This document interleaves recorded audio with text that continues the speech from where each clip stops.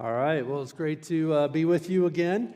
And I was thinking, we started off talking about walking in the Spirit and then taking thoughts captive. I don't know if any of you noticed that the point strategies we're talking about actually spell a word when you put their first letters together, and it's the word start. So the idea is, like, if you're looking for a new start in your relationships, that's kind of the idea here. And that is, walking in the Spirit is the S. Right, taking thoughts captive is the T, overcoming, attacking the actual adversary. So AAA, attack the actual adversary, don't attack your spouse. And R is resolve resentment. And then tonight we're talking about training, right? Training, and that is that we need some training. And it works kind of like this: like there are some things in life that are about freedom, and there are some things in life that are about maturity. And what happens is it's hard to grow in maturity if you don't have freedom.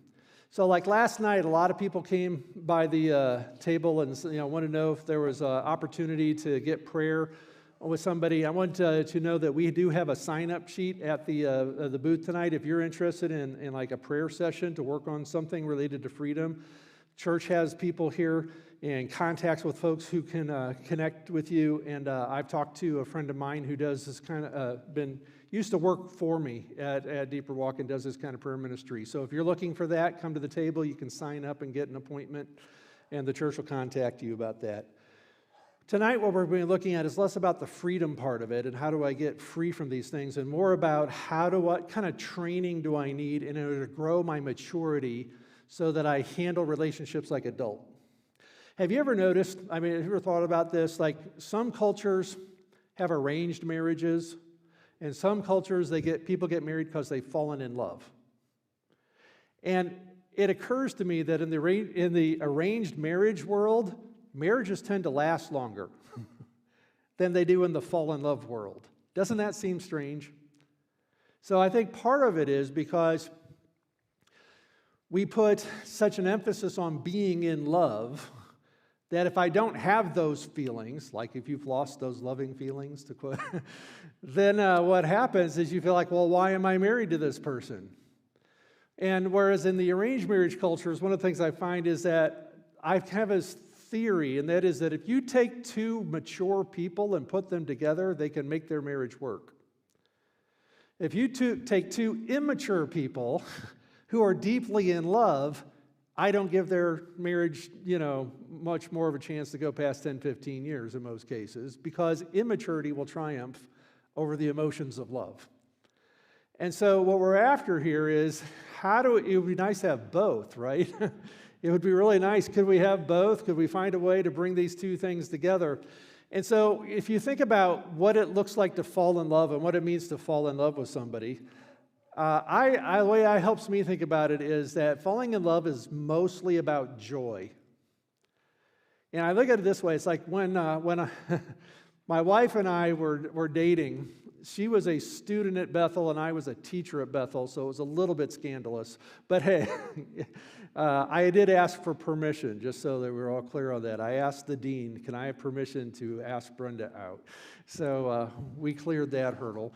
But I said, this has to have happened before when you got a single professor and a campus full of students. But so Brenda and I got together, but it was kind of fun because once we started dating, it was like, just keep your relationship off campus. But then you'd walk around campus and you'd see each other and you'd catch eyes, right? And when you'd catch eyes, your eyes just kind of light up. Like, oh, it's you, hi. And you'd feel this joy inside. And you're like, oh, that's falling in love. I'm falling in love with this person because they bring me so much joy. And my eyes light up spontaneously. And I'm looking for eye contact. And I'm thinking about when the next time is I'm going to see you. And so what happens in marriage is that over time, there starts to be a gap in how much space there is between moments where we have that experience of joy together. And the longer that gap gets, the bigger that it gets, the more bad habits can build into our relationship.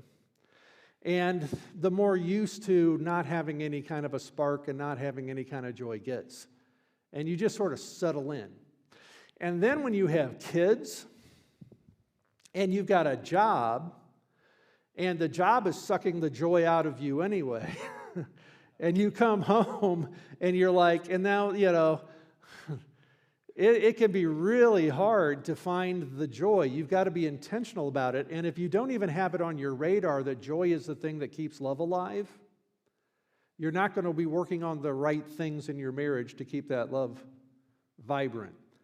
So let me tell you like a story about this. I met a man from South Africa, and he told me this story. He said he worked for Cru. I think it was Cru. Yeah, he worked for one of the big international discipleship ministries. And he was working with them in South Africa. His wife was a medical doctor who worked in the emergency in one of the most impoverished places in South Africa. There's like 90% unemployment. It was a almost all-black village right next to the village where Nelson Mandela had grown up, and a very impoverished place in Africa. And it said the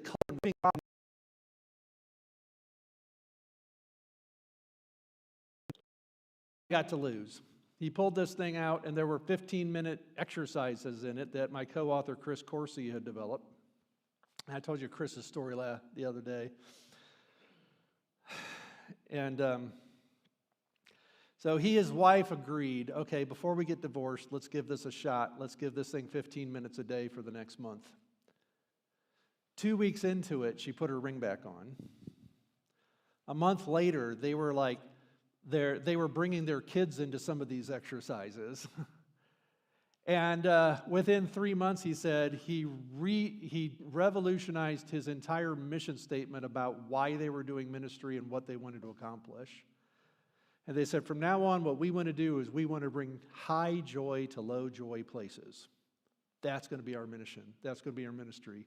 And I'm thinking to myself, and I think about this, and the power of joy is so important in relationships. And you could just take this everywhere. It's like I talked to a guy who's a chaplain for a professional soccer team. And he said one of the biggest things he's got to work on with the players there is their anxiety.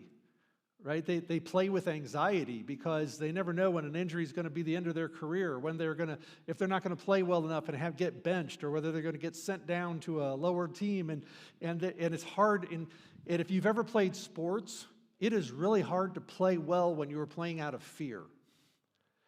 Nobody ever said, I was really in the zone. I could just feel it. Felt like I couldn't miss when they're playing with fear. When you get into the flow of something, it's because you're living with joy. It's the same thing with leadership, right? I believe that the most leadership-intensive thing anybody ever does is parenting. Because parenting is about influencing your children and being a leader to your children to guide them into how to be successful in life. That's what we're trying to do as parents. So we need kind of a game plan for this. How do you do that? Where do you God? And they're like, why would I want this? There's no joy in it. And so what we're looking at here, joy is one of the most undervalued virtues in the Bible.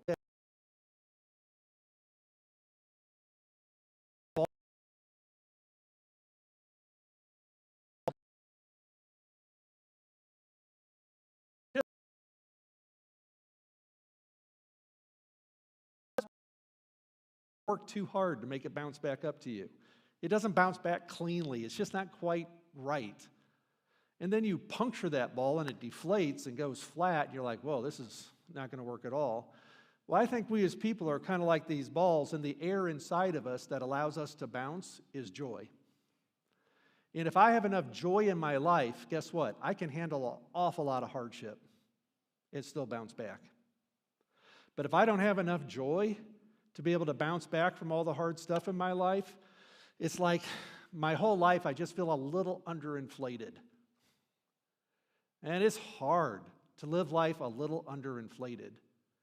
And then there's some people who are just like in crisis because, the ball's been punctured and they're just kind of flat. And there's some things you can do to help people with freedom, and I call that like repairing the puncture in the ball. You can repair the puncture in the ball through freedom ministry. But you still got to pump some life back into that ball. You still got to grow some joy. And I find the same thing in marriage. Sometimes we become so aware of the problems in our marriages that we focus on the problems all the time and we forget to have joy in our marriage. And I'll tell you, it's a lot easier to work on the problems in your marriage if there's a joy foundation to it than it is if you say, well, we're going to put joy on hold until we solve our problems. So what I want to look at is we're going to look at 4 habits of joy-filled marriages. And that having been said, I realize I'm supposed to have a remote control that I didn't bring with me, so hey, thank you. All right. So let's just walk through these slides one at a time. The first one is the idea of a joy gap. And I used Scotty Dog. You remember those Scotty Dog magnets? One's black, one's white. And you put the magnets towards each other and they suck together like they're kissing. Right? And then you turn around tail to tail and it's like they repel each other.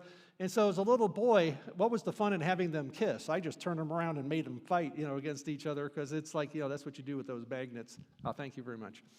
And so I thought that's a good image of what goes on in marriage, right? And that is the 2 most powerful forces in any relationship are appreciation and resentment. Appreciation is like that magnetic force that sucks people together and makes them love being together because there's just so much appreciation between you. And whether that is romantic love or whether it's friendship love or whether it's something else, it's like there's something that is attractive about the appreciation. On the other hand, resentment repels and pushes people away. And so in my relationships, I want to find ways to increase appreciation and decrease resentment. That's why we spent the last session last night to talk about how do you resolve resentment. But now we want to talk about how do I grow the appreciation, how do I grow some joy in this relationship. Now, a word of warning here, if we're not talking about marriage, one-on-one relationship that is high appreciation often ends in romance. So you have to be careful because a lot of adultery and a lot of sexual misconduct happens because 2 very low joy people find joy with each other. And now for the first time, they're like, I have so much joy with this person, I don't want to be with anybody else. And you can get intimacy with the wrong people if you're not careful, if you're spending too much time one-on-one building joy with somebody who isn't your spouse. And the church is full of pastors who've fallen into this, full of counselors and leaders who've fallen into this. And I think that's part of it. They've lost their joy in other areas of life. They find joy with somebody, and all of a sudden that person's irresistible. And so what we want to do is be careful and intentional about building that in the right settings and in the right situations with the right people.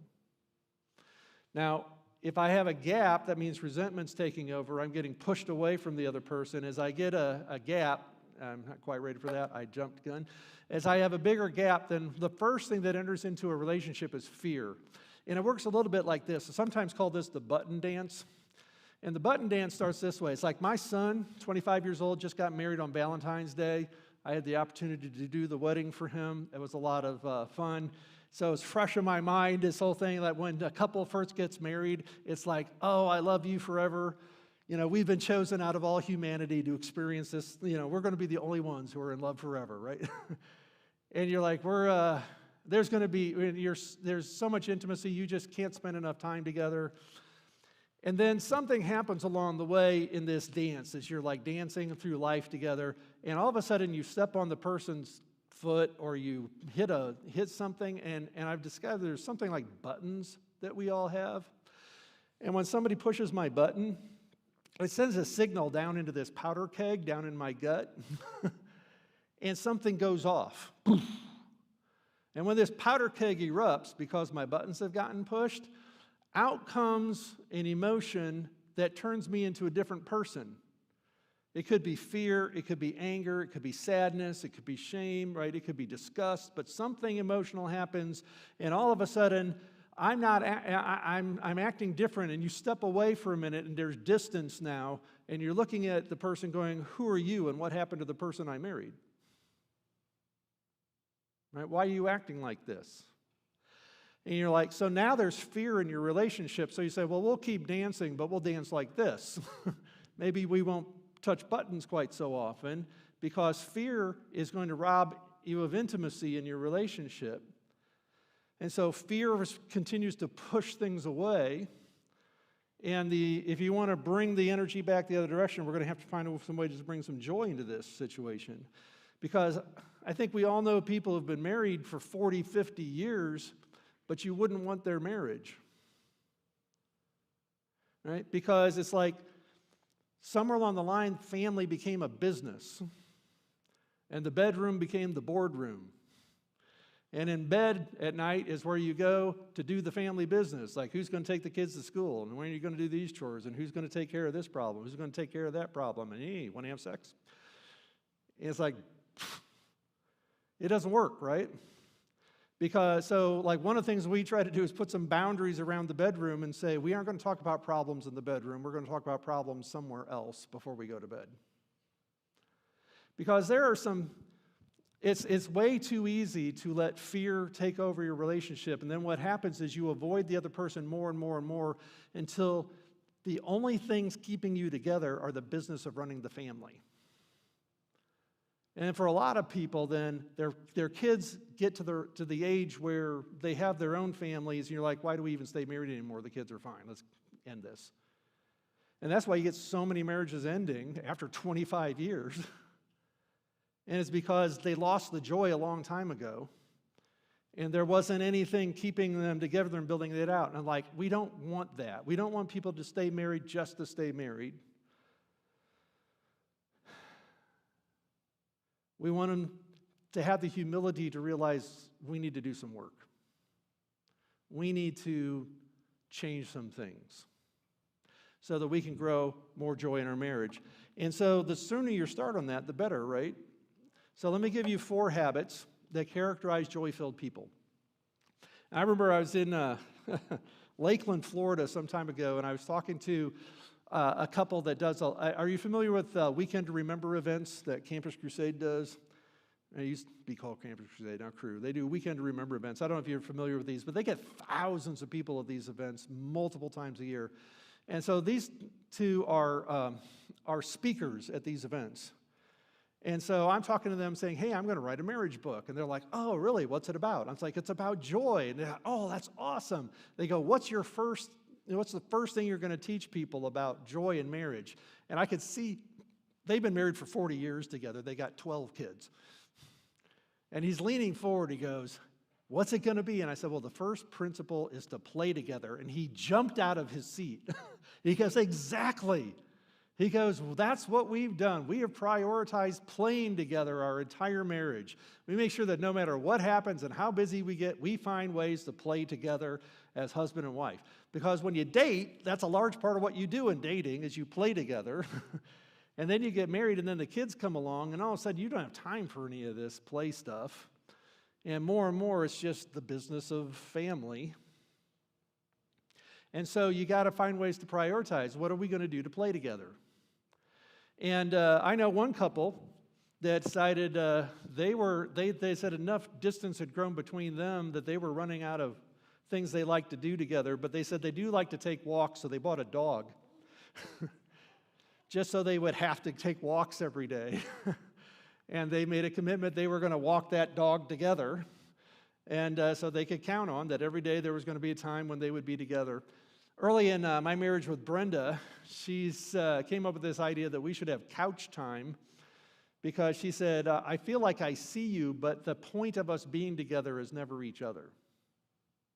Because I remember one day she said something that just made me so crazy because she said, we had just spent like 8 hours together that day painting all the rooms in the house, and she said, I feel like I never get any time with you. To me, I'm taking that literally. We just spent 8 hours together. And she said, and then it took me a while to realize what she was saying was, I feel like we rarely spend time together where the point is to be together. That the point is me, right? That you're here because you want to be with me. And not just that you're here to do this thing, and if I want to be there, fine. That's not the same thing. It's like somebody said, hey, if you're going to take a walk down by the sea and you went out onto a pier and you were out in the moonlight together holding hands, is there anything that could ruin the moment? I said, yeah, if he brought his fishing pole, right? Because now all of a sudden it's not about us anymore. It's about this task he wants to do, and I can come along for the ride if I want.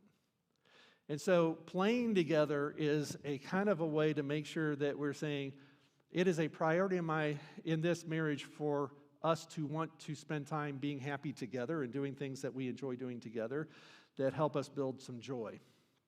So whether that's a game night once a week, whether it's, like Brendan and I had got in a habit in a lot of evenings, we'll end our evenings by playing a round of cards together or something, just to make sure we got some kind of a game in our lives every day. Or we'll do something else. But planning and scheduling how you're going to play together. Now, we got kids here, so I'll leave out part of what I usually say about all this stuff, but this also involves your sex life. It's like we had some friends who, they just called their bed the playground. And I thought that, they've been married for 35 years, that's still what they call their bed. And it's like, because it's part of playing together. So I just look at all this like, we got to find ways to prioritize, we got to find ways to plan. And I like one of the things they told me they used to do when their kids were young that was kind of cute was they would leave each other notes in the house in code. And like it would be 3NTN. And like 3NTN, what's that? 3 nights till nakedness. Right? And they was like, we're counting this down. We're looking forward to the... And so that's part of playing together. Because let's face it, one of the reasons people get married, nobody gets married to leave that out of their life.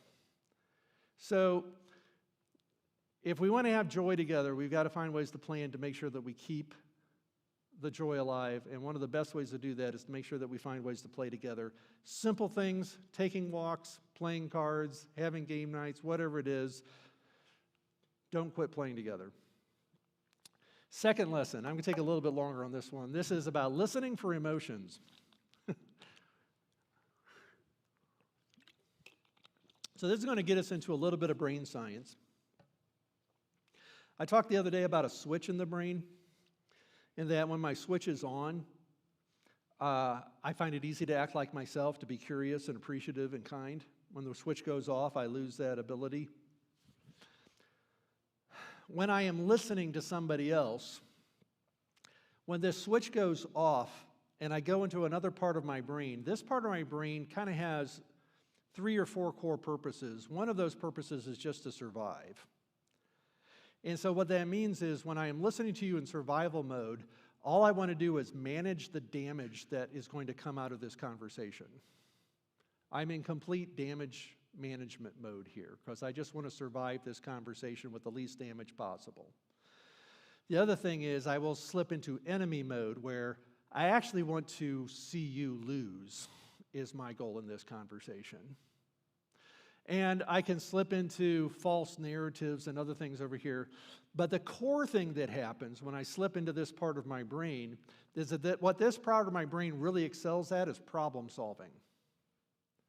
And it's kind of like this. Problem solving is really good at focusing on the problem that needs to be solved. And so if my switch goes off and I lose this part of my brain, I go into problem solving mode, guess what you become? You become a problem to be solved. When you are a problem to be solved, guess what I listen for? I don't listen for emotions. I listen for problems. And as soon as I hear the problem and I think I know the solution, I quit listening. And I tune you out. I'll let you finish maybe. Or I'll just interrupt you and say, hey, if you're interested, I've already solved your problem. And what that feels like to a person, right? If you've been on the other end of this and you're the problem being solved, what that feels like is, I really don't care about you. I just want you out of here as fast as possible. That's what it feels like, right? Let me solve your problem so you can leave, is what it feels like. And so what we're looking at here is it's fine to solve problems, but there is an order to these things. And the order is you deal with emotions first, and then you go to problems. There is a time to not follow that order. It's called a crisis, right? If somebody's about to step in front of a bus, I don't say, how do you feel about that? That's the time to say, no, solve the problem, stop, right? So if I am constantly skipping the emotions and going to the problem solving, what I'm essentially doing is turning everything in our relationship into a crisis.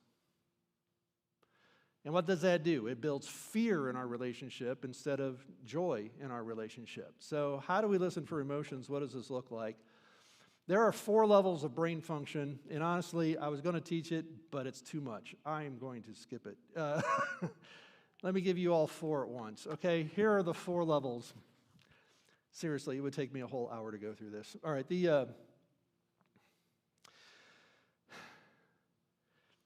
on the on-off part of your brain is basically like there's an engine. Just picture the right side of your brain as an engine, and this is the on-off switch. When this switch is on, this functions like an elevator, and I can go to all 4 floors, no problem. The part of my brain I want in charge, we call the action center. It is, now that I just said I won't, I will. Okay, this will be easier if I start at the beginning. All right, my fault. The core part of your brain, let's go back to infancy. When a baby is first born, their brain is largely undeveloped. It's there, but a lot of it is undeveloped. And so the first part of a baby's brain that is formed is the attachment center of the brain, which means that when a baby comes out of the womb, the first thing that baby is looking for is not food. The first thing that baby is looking for is attachment. And think about it. They've just spent 9 months as attached as you can possibly be to another human being. And all of a sudden, they've been shoved out of that, and they're not attached to anything right now. What they are craving is attachment, right? They're looking for attachment, and for the foundation of an infant's life, that's what they're looking for. Once the eyes kind of kick in, what do babies' eyes look for? They look for your eyes. And what are they looking for in your eyes? Attachment. They're looking for somebody who's happy to see them. And so here's where trauma starts. When a baby is looking around for eyes that are happy to see them and no one responds, that baby's traumatized. And when that trauma happens, the brain does not develop properly. And from that point on, they're going to have problems the rest of their life feeling an attachment or a bond with anybody that isn't rooted in fear. Now, the good news is that's fixable. The bad news is it's going to take a lot of work, because you're going to have to grow some things in your brain that never developed when they were supposed to develop. Just like, some of us to get in shape would be a whole lot more work than others because of where we're starting from, but it can be done. We just got to know what to do. So the attachment is the deepest longing of the human soul is attachment. And what that means is that's why all the love songs and all the love poems are either about finding attachment or losing attachment. In fact, I had a friend from Persia. I said, you Persians are famous for your love poems. I'm curious, how would you distinguish a Persian love poem from an American love poem? He said, well, in America, you tend to list the things you like about a person. How do I love thee? Let me count the ways, right? He says, in Persia, we tell them how much we want to die if you're not with us. It's like, when you're not here, I feel like dying. I will lose my will to live without you. It's like, it's all about, but they're both about attachment. One is about this is what brings me joy in being attached to you, and the other one is this is the pain that comes from not being attached to you, because the deepest pain a human being can feel is an unrequited craving for attachment. Because this is the deepest part of the brain. And that means the deepest pain I feel is when I really, really, really want to be bonded to somebody closely, and that bond is unavailable to me. Because they're not emotionally ready for the bond, they aren't interested in the bond, or maybe it's simpler than that. They just happen to be away on a trip. Or maybe they've rejected you, or maybe something else, maybe they've died. It's like the deepest pain we feel is this longing for attachment that is not available to us. And because of that, what tends to substitute here at the attachment level is addiction. Because an addiction is a non-relational substitute for the relational attachment we crave. And that's why it's not enough just to say no to drugs, right? You've got to actually form attachments with people. Right? Somebody told me they were going to an AA meeting, throughout the weekend here, and I was like very happy for that because that's one of those places where you can form attachments with people, and you can form bonds with people, and you can find joy, with people who are happy to see you. And you look at this, and I think, when I was a pastor, they used to call our church the AA church because we had so many people in AA going to the church. Because we tried to make it a safe place to take off your mask and be open about the things that you were struggling with and not have to pretend to be the perfect Christian, but still be aware that you're growing, right? And so that's why I'm spending so much time here, because in our relationships, if this doesn't form properly in those early years, those infant and toddler years, I will spend the rest of my life bonding to people out of fear instead of joy until I learn new skills. And the more that I bond to people out of fear instead of joy, the more prone to addiction I'm going to become. And not just the classic addictions, but addiction to screen time, addiction to work, addiction of all kinds. It's just a non-relational substitute for actual joyful relationship. Second level on this side is assessment level. On the assessment level is what we call the amygdala, right? Most people have heard of the amygdala these days, sometimes called the fight or flight center of the brain. So I'm going to come back to this in just a minute. But for now, let me just say that what the assessment center does is assess every attachment that we form. And it's pretty limited in what it can do. It can only do three things. Every attachment it forms is going to give one of three conclusions. The first one says, this is good. And if it says this is good, then my brain functions normally. Everything just keeps going. There's no drama. But if the amygdala goes, this is bad, to the thing that I'm attaching to, like this is bad, then that's going to suck the energy out of me and suck the life out of me, and I'm going to become low energy in my emotions. If the amygdala says, this is scary, like this attachment is scary, that's where you get fight or flight. And I get these high energy emotions that either wants to run away or to fight, but I'm scared and I want to make this stop. And I either want to make it stop by beating it up or stop by getting away from it. And so, if I get maturity, in some ways can be defined this way, and that is, it's the ability for the assessment center to signal distress and for me to still be able to function like myself and not turn into a different person. Immaturity is when this signal goes off and I shut down and I turn into a different person. That's a sign that I am immature in this area of my life. So it's a hugely important thing. The attunement level is yellow because Dr. Wilder, who taught me this model, calls this the banana in the brain. So we made it yellow so it looks like a banana. But the purpose of this part of the brain is this is the part of the brain that reads people's body language. Like as a speaker, it's very important to read people's body's language. That's why you kind of want the lights up a little bit so you can tell who's falling asleep and who's on the edge of their seat, right? If too many people are sleeping, you say, maybe you need to shorten this up or change my style or something. But you got to read body language. And some of you, how it's like you can make eye contact with somebody across the room and carry on an entire conversation without saying a word.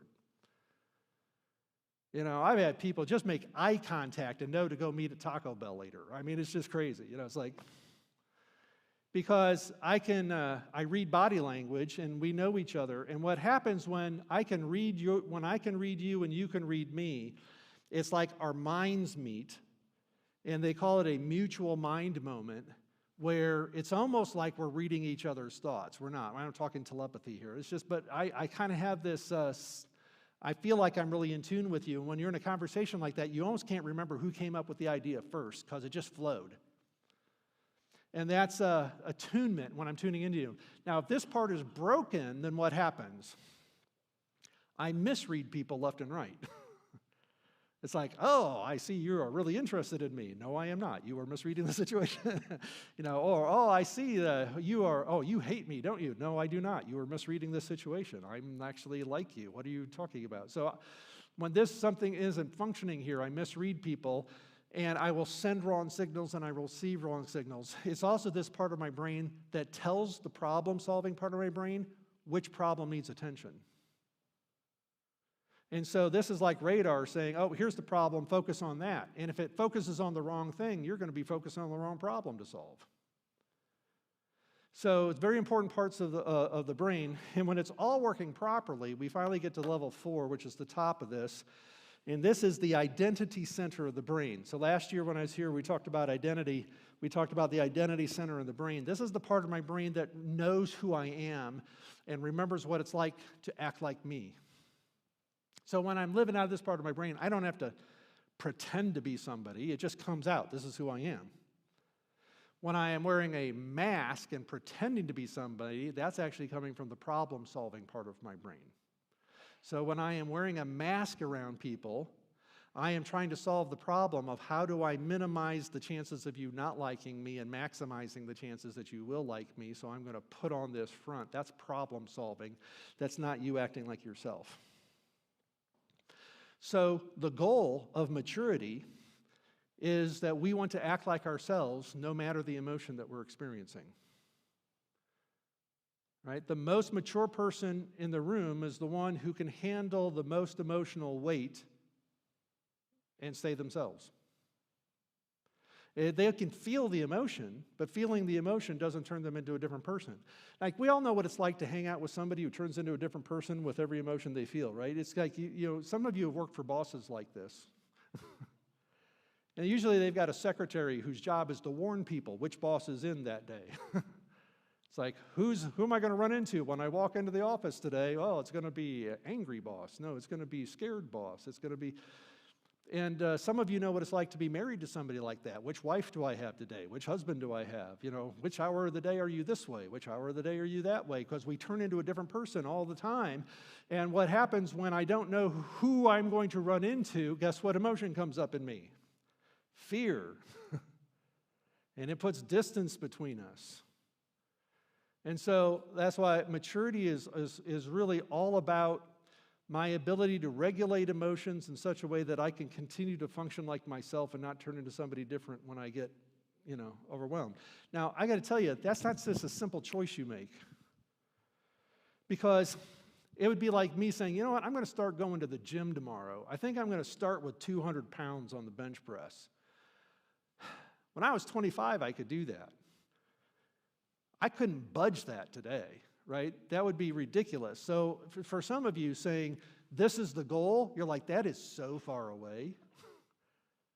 I mean, that's just kind of overwhelming to even think that that's a possible life to live. And I just say, it's okay. It makes you no less valuable. You are every bit as valuable in immaturity as you are in maturity. You are just as important of a person, right? Their life is just as meaningful, all these things. But it's important for us to be honest with ourselves about where we're starting and not pretend to be more mature than we are, or we're going to not make any progress. We're going to find ourselves faking progress. And so that's why it's so important to have some humility about this. So let me explain a little bit of how this happens. Let's go back to the amygdala for a second. So you know how Frankenstein has 2 bolts sticking out of the side of his neck? We're going to picture 6 bolts coming out of our neck, okay? 6 bolts. And they represent the 6 big negative emotions that the amygdala generates. And what happens here is this. If the amygdala sends off the signal about an attachment, this is bad. Do you remember what happens? It sucks the life out of you. You get low energy. So there are 4 main low energy emotions: sadness, shame, disgust, and despair. Sadness is like, kind of low energy, right? Shame, you're not happy to see me, right? Makes me want to hang my head. Disgust, ew, I don't want to be involved with this. I don't want to do anything about this. Despair, this is hopeless. What's the point, right? So these are the 4 main low energy emotions. So you can think of 4 of the bolts on the back of your neck as these 4 emotions. The two high energy emotions are fear and anger. That's the fight or flight thing. And that's the other two. So those are the 6 bolts on our neck.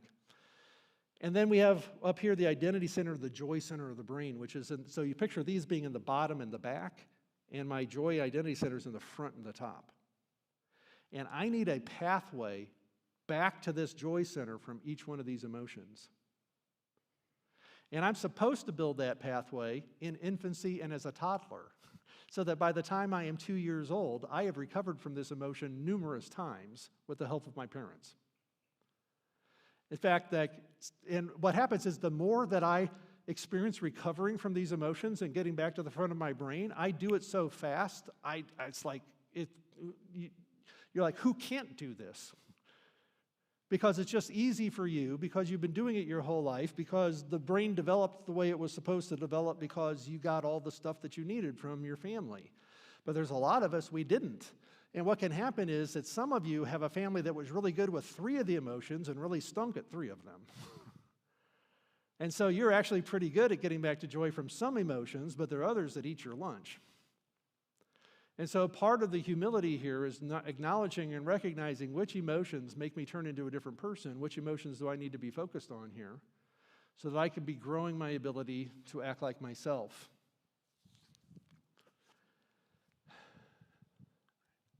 So if you're looking for a book, because that's the best I could do tonight, right?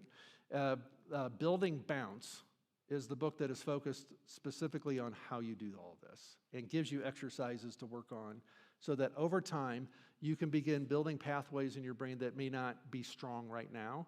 How do you strengthen ones that are weak, and how do you build ones that don't exist yet? And you're going to need to practice with other people along the way. You can't just do this in a closet. But it is it's good to know where you're going. Now, having said all of that, you'll understand why I was hesitant to open up this can of worms. That was a lot of information, right? So, but let me tell you, I explained it because, I thought it helped me, understanding this helped me understand relationships. It helped me understand why somebody who's normally very good at communication would sometimes shut down and be terrible at communication. And why somebody who's usually pretty good with other people's emotions occasionally would get triggered and my switch would go off and I would do very regrettable things. Because, we said before, when this switch goes off and I go into enemy mode, there's 3 things that can happen when I go into enemy mode. The first one, Dr. Wilder calls it stupid enemy mode. We've all been stupid enemy mode before. That's where my switch goes off and I do stupid things that I regret later, and I say stupid things that I regret. And it's not who I really am, and I don't stay there, but it comes out now and then. And it happens to everybody. There's another type of enemy mode, which we call static enemy mode, because I just sort of live there. And I just sort of live in low-level annoyance with the world. And I just live with skepticism and cynicism toward everybody and everything. And I just live life cynically, right? If you live life cynically, it means you are stuck at low-level enemy mode all of the time. And then you go to number 3, and that is strategic enemy mode. And strategic enemy mode is where I am actually hunting you to do you harm. Like, I have it in for you. And I am going to find you and I'm going to get you. That's strategic enemy mode. That gets really dark. And so, as we're going through all of this, the reason I bring it up, one, is it helped me really kind of understand relationships and what was going on in my own world. The reason here, too, is to explain, you remember the point here? Listen for emotions. Part of this initially was just to introduce you to these 6 emotions. Okay, so that was a really long, detailed explanation of 6 emotions, but hopefully you understand them better. They got 4 low-energy emotions, 2 high-energy emotions. So one of the things that we want to get good at when we listen to other people's emotions is recognizing, am I hearing sadness? Am I hearing shame? Am I hearing disgust? Am I hearing anger? Am I hearing fear? If I'm hearing a little bit of these 2 emotions, a little bit of those emotions, so the better you get at recognizing those emotions, the better you're going to be at listening for other people's emotions, because you're going to go, oh, I think what I'm hearing is kind of like some disgust for your sister right now. Is that true? I think what I'm hearing right now is a little bit of a shame, maybe, that things didn't go the way that you wanted them to. And so part of a child level skill that we're all supposed to learn between like ages 4 and 10, if we grow up the way that God designed us to grow up between ages of 4 and 10, we get really good at naming our own emotions. And we can tell people, I am feeling shame, I am feeling anger, I am feeling despair. But you know what? It's not the end of the world. I know how to recover.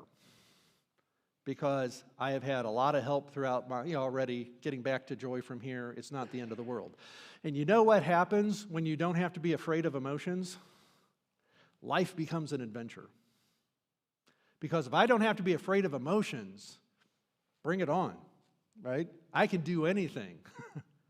But with every emotion I can't handle, my world gets a little bit smaller. I got to avoid anything that makes me angry because I don't handle anger well. I got to avoid anything that makes me feel shame because I don't handle shame well. I got to avoid anything that makes me sad because I don't handle sadness well. So my world shrinks a little bit more with every emotion that I can't handle. And guess what normally takes place as my world shrinks? My addiction grows because I find a substitute.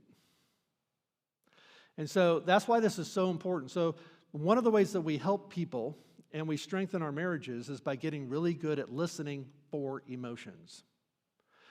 So let me give you a quick story on this.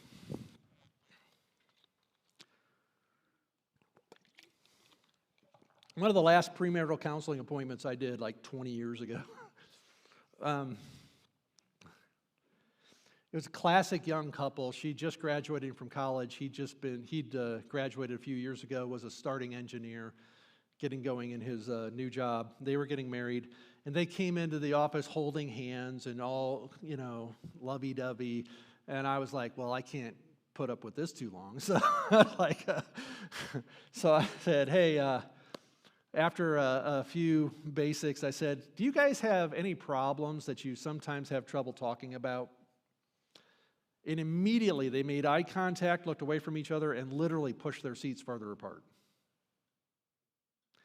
And I'm like, well, while you got a third person present, why don't you go ahead and just have a little conversation about this problem?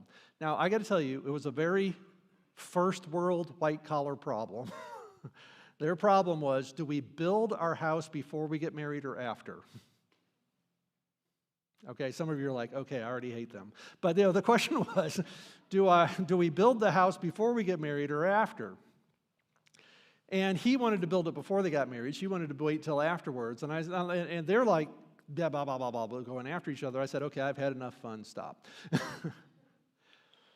So this time I want you to have the same conversation, but instead of trying to solve the problem, I just want you to listen for the other person's emotions and name it accurately. Accurately name the emotion and how big it is for that person. I said, we'll start with you, future groom.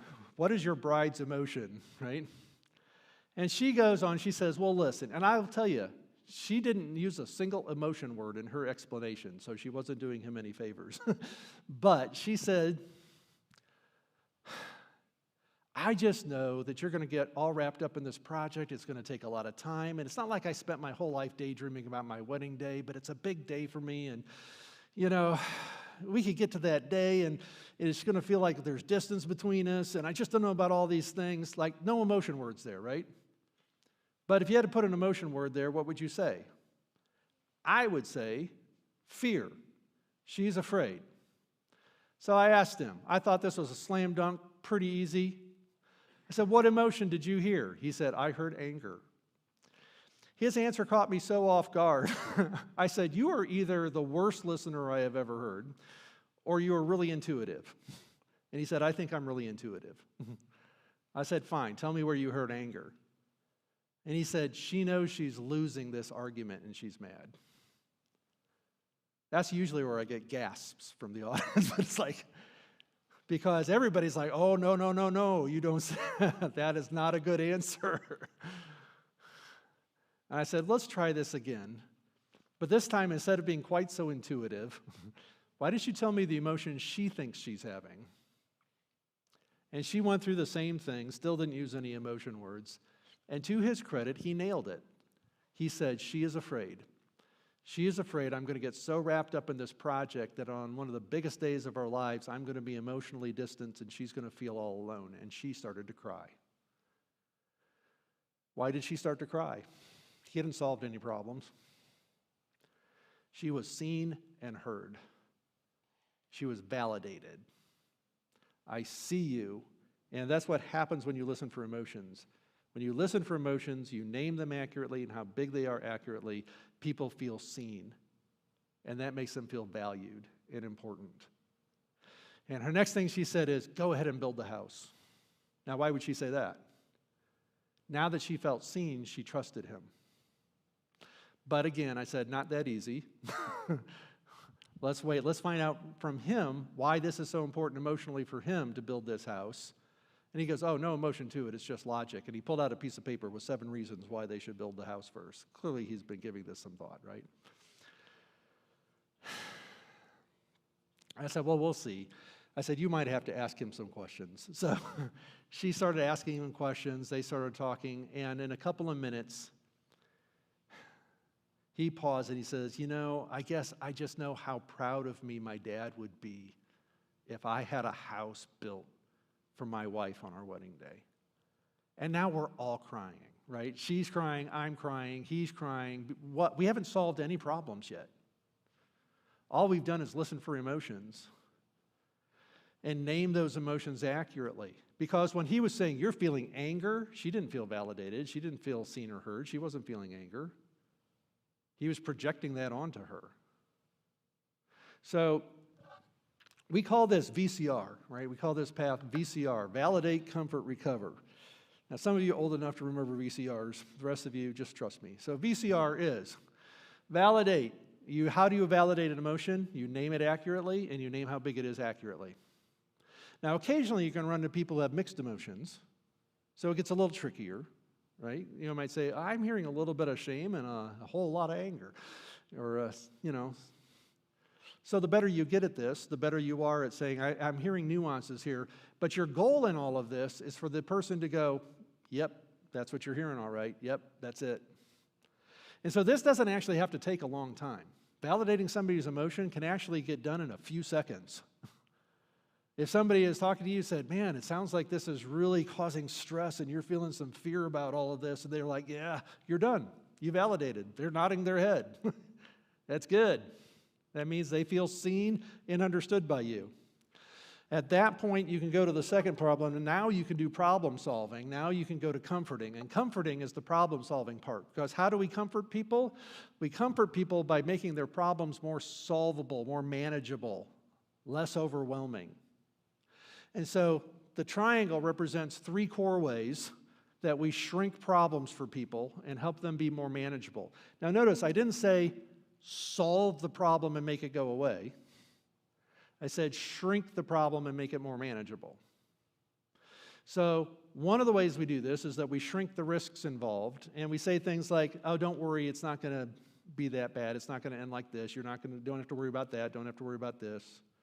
And we shrink it by saying what's not going to happen. Now, my daughter says the way that I do it sometimes increases the risk because don't worry, you're not going to die. I wasn't even thinking that. So, you got to be careful how you do this. But you want to shrink the risks that they're worrying about a little bit. Like, don't worry about that. Secondly, you want to provide a new perspective. And that's hard for people. So sometimes I can offer the perspective. Sometimes I can coach them through finding their own perspective. Sometimes you ask questions like, who's the most mature person you know that you really respect their opinion? And what do you think they would tell you right now? Whether that person's living or dead, right? You're like, who's somebody you would really trust their opinion? What do you think they would tell you about this? And sometimes that's just enough to get them outside of their little world and thinking outside of themselves to look at it from a little bit different angle. But you provide just enough of a perspective that it's like, maybe this is a little more manageable than I thought. And then the third thing you do is you make a simple plan. When I say a plan, I'm not talking about a 26-page business strategy, right? We're talking about 2 steps, 3 at the most. sometimes one. What's the plan? I'm going to go talk to my pastor.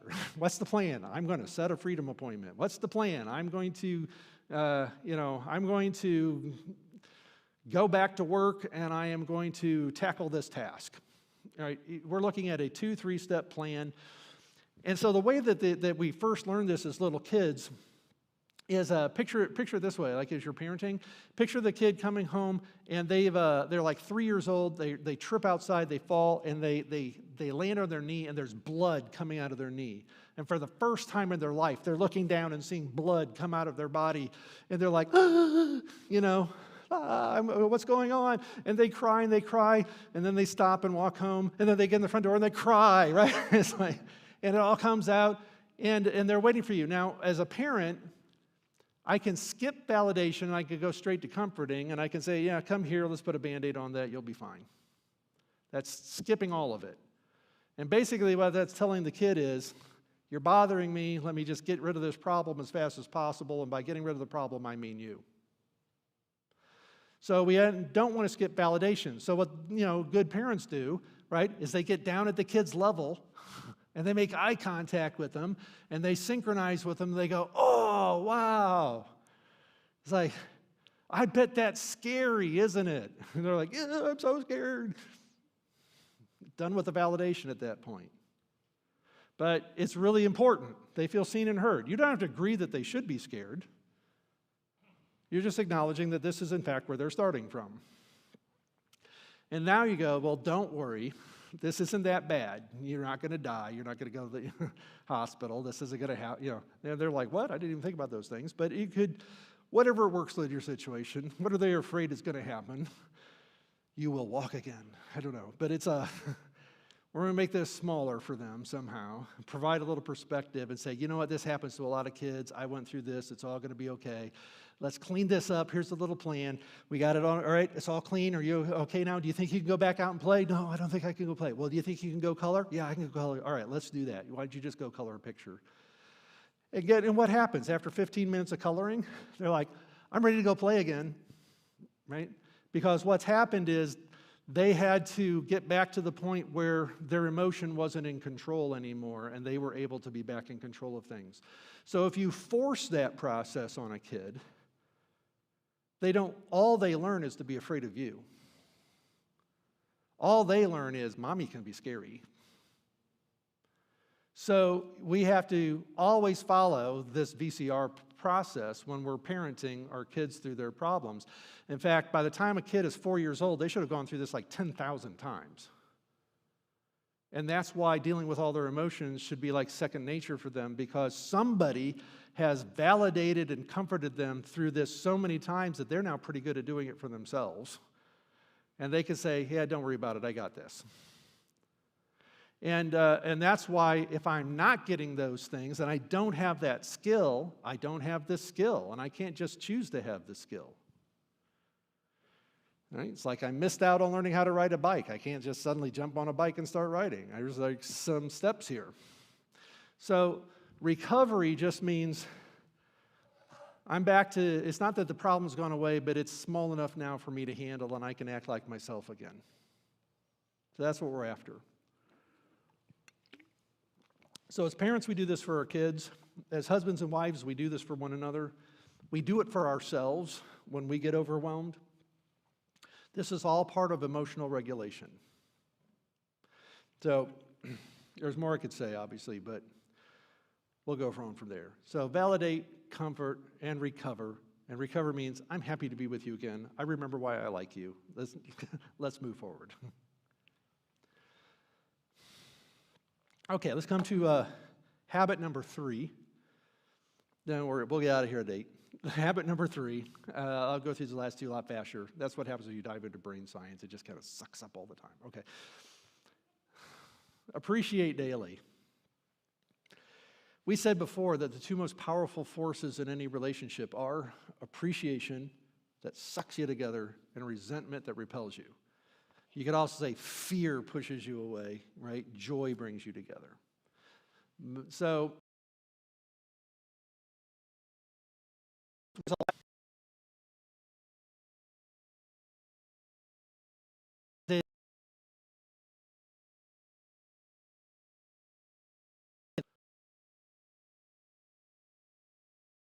So you can think of of appreciation a little bit like the pump that helps put air back in the ball so that it can bounce.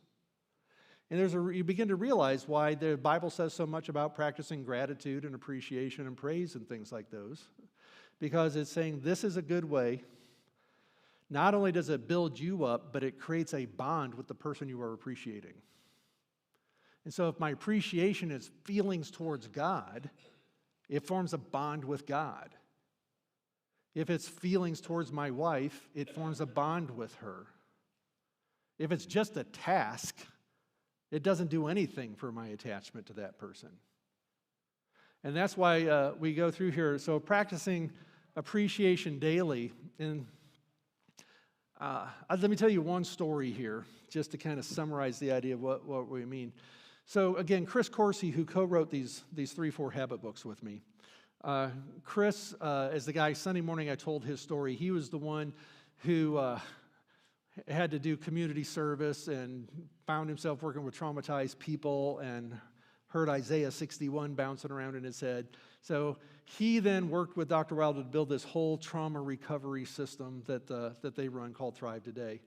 So his expertise is kind of like writing exercises for people that help them grow skills that they don't have. And my expertise is communicating things, right? So I explain the stuff in the chapters, and he writes the exercises. And occasionally he'll fill in with a few, explanations of his own. That's kind of what happened in here. So one of the things that he did is his wife, I mentioned that he met his wife at this facility. What I didn't say was she was actually one of the patients. She wasn't a coworker. She was there because she had massive depression, and it was a good day when she could get out of bed.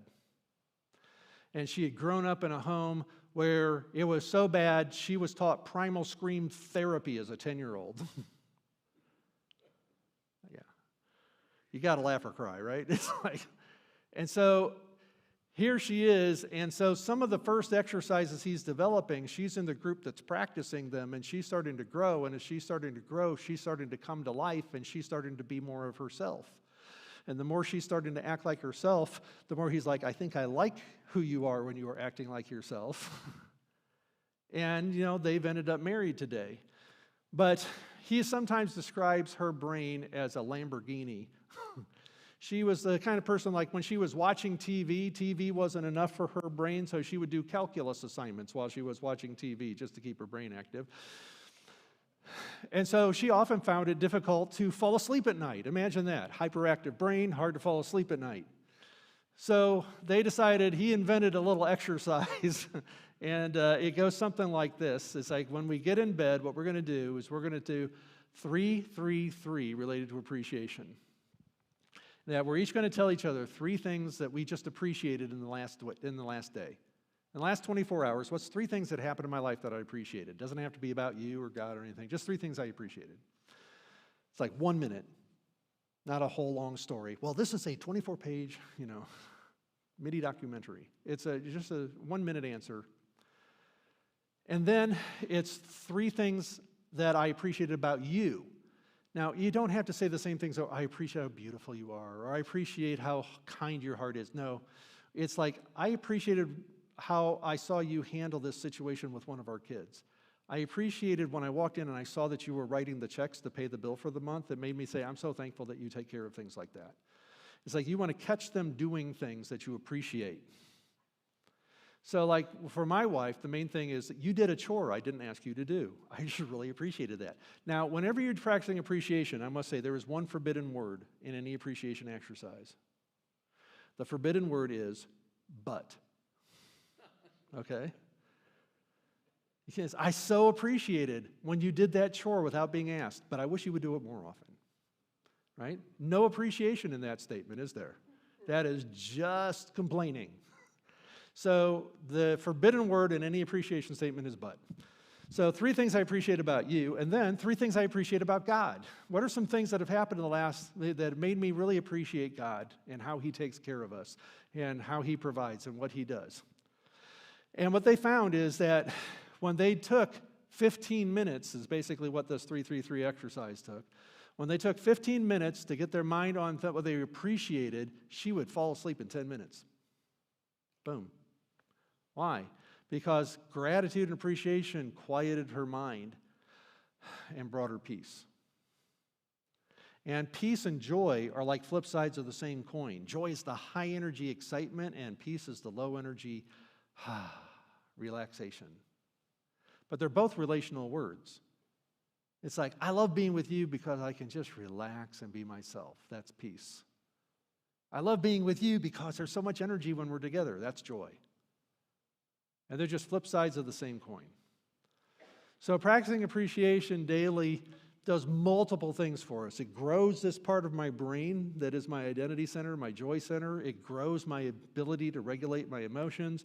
It grows my attachment to the person I am appreciating. So whether I'm appreciating God or my wife or somebody else. So there's a lot of benefits to this in practicing appreciation. Last point, last habit, nurture a rhythm. And what are we nurturing a rhythm about? The first three habits.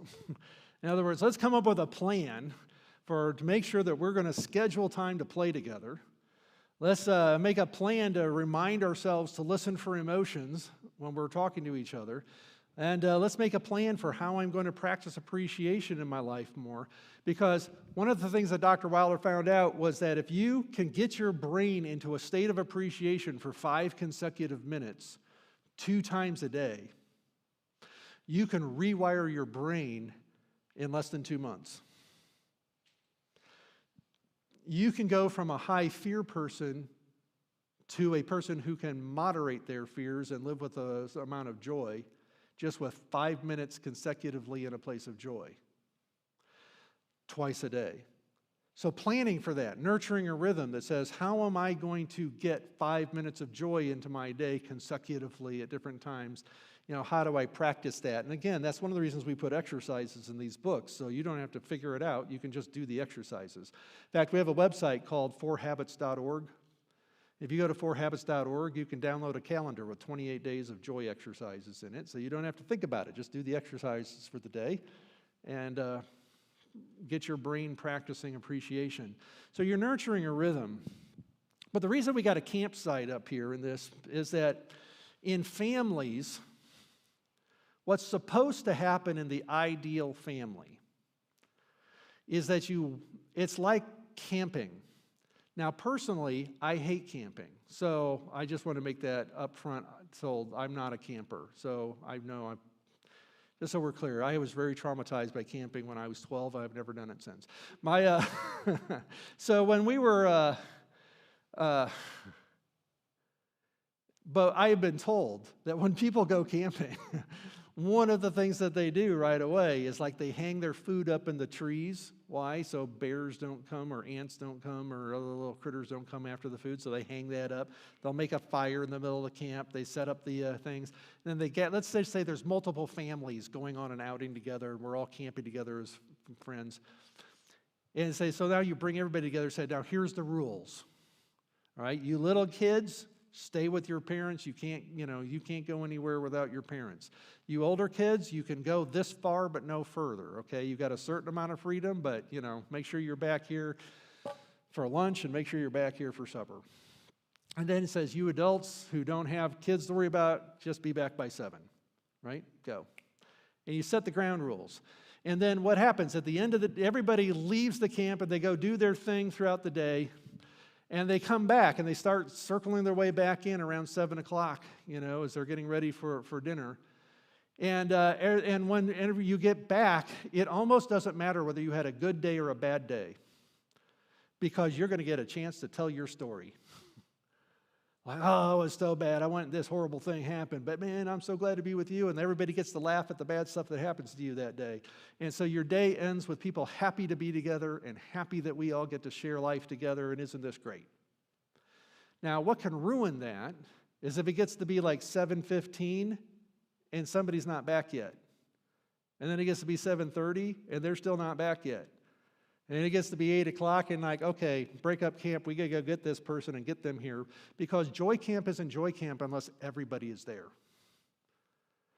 And so in the ideal home, in the ideal family, we have multi-generations of people who routinely on a daily basis have a rhythm of being happy to be together. I think it's one of the reasons why Duck Dynasty was such a huge hit. Because if you ever watch Duck Dynasty, at the end of every show, you have multiple generations of families sitting around a table, and whether they had a good day or a bad day, everybody was happy to be together. And there was laughter, and there was prayer, and there was family, and you knew you were going to be okay, because what that means is you never have to go through anything alone. And that's what the church is all about, right? Church is the family that lets you know that you don't have to go through anything alone. Because one of the things we've learned is that suffering becomes trauma when you feel all alone in it. And if you're going through the suffering all by yourself, and you're like, I don't want anybody to be bothered by my suffering, I'm not going to share, it's going to become traumatic for you if it hasn't already.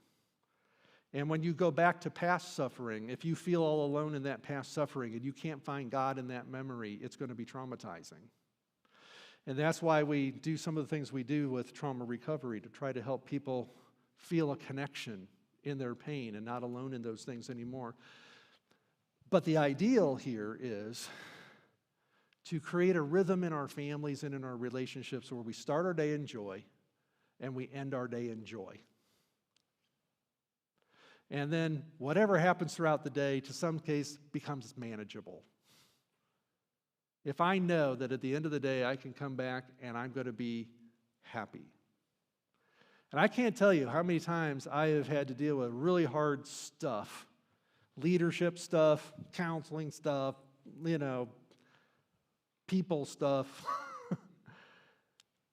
and I was able to think, but I get to go home and see my wife and kids tonight, and I know it's going to be good. And what that does to get you through things. But when you don't have that, right? When you don't have that, life gets overwhelming pretty fast. And it's why we need, if my own family isn't doing this, it's why we need the church. And it's why I need people in the church.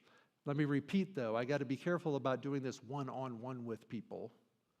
I want to do this in small groups with people.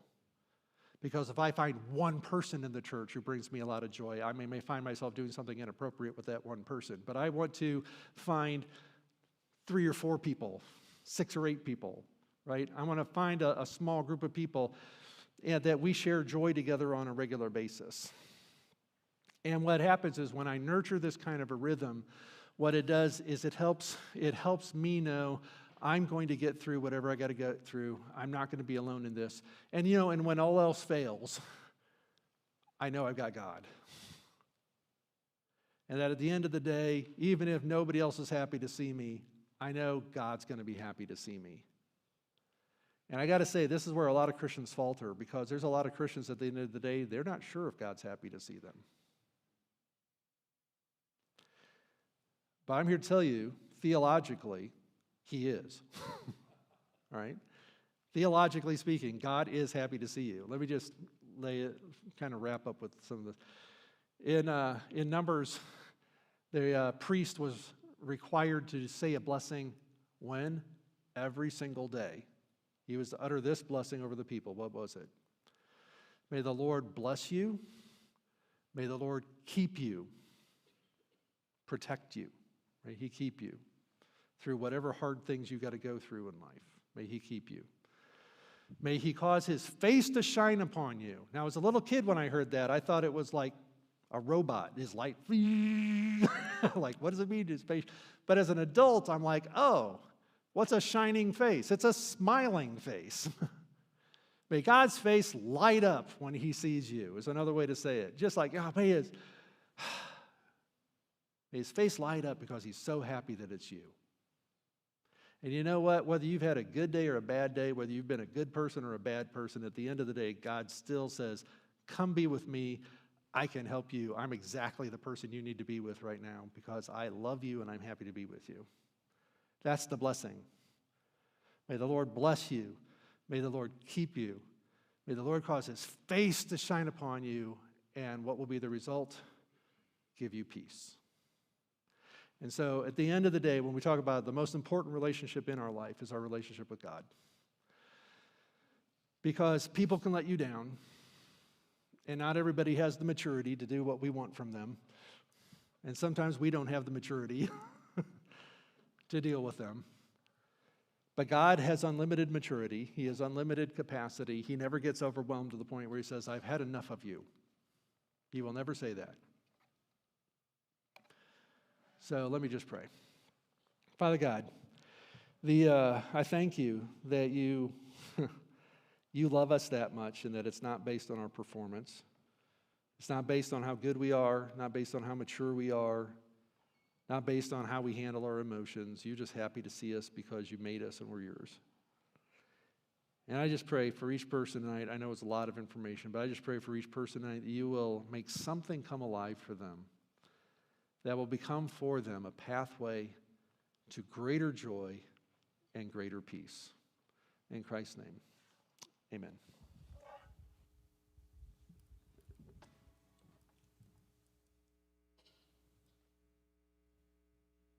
We're going to close out our time together this evening, together worshiping, singing a couple of songs, but we also want to make available to you people that can pray with you, people that are willing to enter into whatever it is that the Holy Spirit has uncovered within your heart as we have been together these last 3 sessions. So if you are somebody that we have reached out to and said, hey, would you be willing to be a prayer warrior this evening? Would you just come forward, make yourself available here across the front of the sanctuary? One of the things that Marcus said that struck me was that church is the place where we take our mask off. Church is a safe place to take your mask off and to be a real person with real human issues, with real hurts, with real wounds, and a place to come and find real hope. And so that is what we want to have happen here as we close out our evening. We want our prayer warriors to be able to come and to meet you where you're at, to pray with you, and to send you off with hope. So I'm going to turn it over to Ben and the worship team, but please come forward as the Holy Spirit leads to receive prayer.